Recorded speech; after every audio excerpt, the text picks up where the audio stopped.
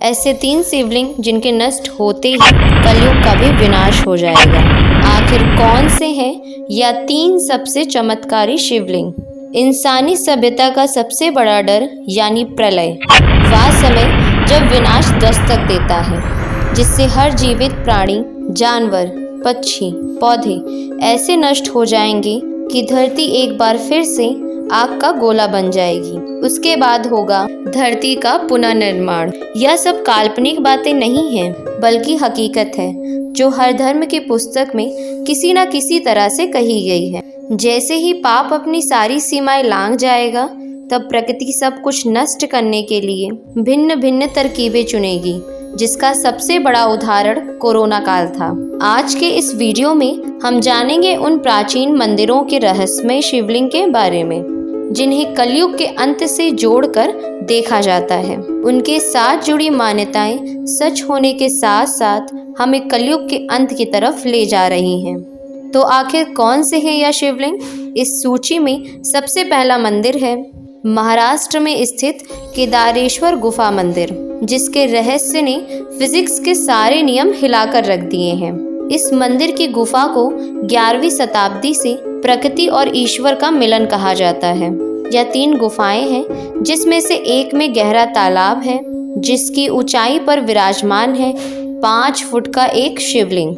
अब हम सब जानते हैं कि किसी भी कुर्सी को टिके रहने के लिए 4 पहियों की जरूरत होती है, लेकिन यह मंदिर सिर्फ एक खंभे पर टिका हुआ है। माना जाता है कि मंदिर के ये 4 स्तंभ चारों युगों को दिखाते हैं, जिसमें अब सिर्फ कलयुग ही बचा है।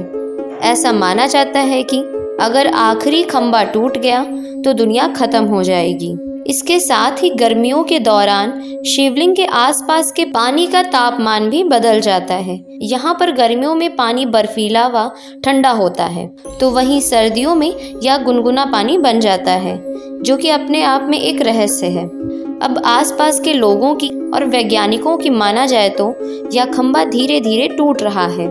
जिस दिन यह टूट जाएगा उस दिन प्रलय निश्चित है। शायद यह वही समय है जब कल्कि अवतार जन्म लेंगे, या फिर हनुमान जी कल्कि अवतार के साथ भेंट करेंगे। चाहे कुछ भी हो, लेकिन यह शिवलिंग जरूर यह दर्शाता है कि इसके आखिरी खंभे का कलयुग के अंत से कुछ ना कुछ आपस में कनेक्शन जरूर बना हुआ है।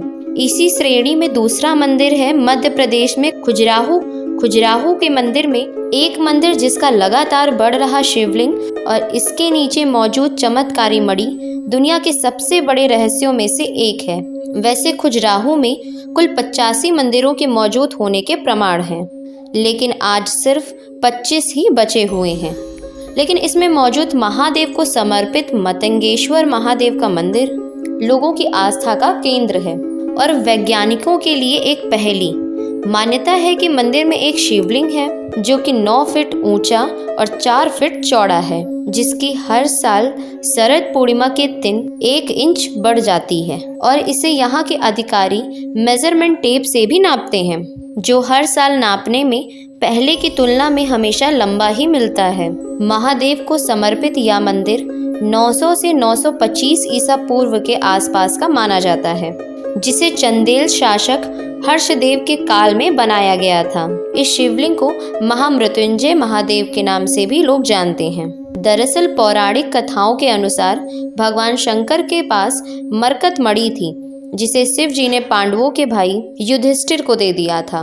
अब युधिष्ठिर के पास से यह मणि मतंग ऋषि के पास चली जाती है। वैसे मतंग ऋषि की मणि की वजह से ही इसका नाम मतंगेश्वर महादेव मंदिर पड़ा। कहते हैं बाद में उन्होंने यह मणि चंदेल राजा हर्षवर्मन को दे दी थी और यह मणि बहुत ही चमत्कारी थी, जिसको दूसरे लोगों से बचाने के लिए राजा ने इस मंदिर में एक शिवलिंग का निर्माण कराया और इसके नीचे इस मणि को स्थापित करा दिया। कहते हैं तब से यह मणि आज तक शिवलिंग के नीचे मौजूद है। यह भी कहा जाता है कि यह लगातार बढ़ रहा शिवलिंग जिस दिन इस मंदिर की छत से टकरा जाएगा तब कलयुग का विनाश शुरू हो जाएगा। लेकिन उससे भी बड़ा रहस्य तो यह है दोस्तों कि शिवलिंग के नीचे इस मणि को आखिर क्यों छुपाया गया। क्या ये मणि कल्कि अवतार के आने वाले समय में अस्त्र बनेगा या इस मणि के चमत्कार से कलयुग के लोगों को बचाया जा सकेगा। अब ऐसे में सवाल कुछ भी हो, लेकिन उसका जवाब हमें ढूंढने की ज़रूरत नहीं है, क्योंकि हम सब के बीच अभी भी एक रहस्य के रूप में जवाब मौजूद है। अब बात करते हैं तीसरे नंबर पर मौजूद उस रहस्यमय शिवलिंग की, जिसे दुनिया का सबसे बड़ा शिवलिंग कहा जाता है। शिवलिंग की ऊंचाई लगभग 70 फीट है और यह ऊंचाई के मामले में लगातार बढ़ता जा रहा है। भूतेश्वर महादेव एक अर्धनारेश्वर प्राकृतिक शिवलिंग है। छत्तीसगढ़ की भाषा में हुकारनाथ यानी कि आवाज देने की ध्वनि को ही भूकार कहा जाता है। इसीलिए भूतेश्वर महादेव को भोकरा महादेव के नाम से भी पुकारा जाता है। इस शिवलिंग में हल्की सी दरार भी मौजूद है, इसीलिए इसे अर्धनारेश्वर के रूप में पूजा जाता है। इस शिवलिंग का बढ़ता हुआ आकार आज भी शोध का विषय बना हुआ है। भूतेश्वर महादेव शिवलिंग स्वयंभू शिवलिंग है, क्योंकि शिवलिंग की उत्पत्ति और स्थापना के विषय में आज तक कोई भी सटीक तर्क नहीं मिल सका है, परंतु जानकारों और पूर्वजों के अनुसार कहा जाता है कि इस मंदिर की खोज लगभग 300 वर्ष पहले हुई थी, जब यहाँ चारों तरफ घने जंगल थे।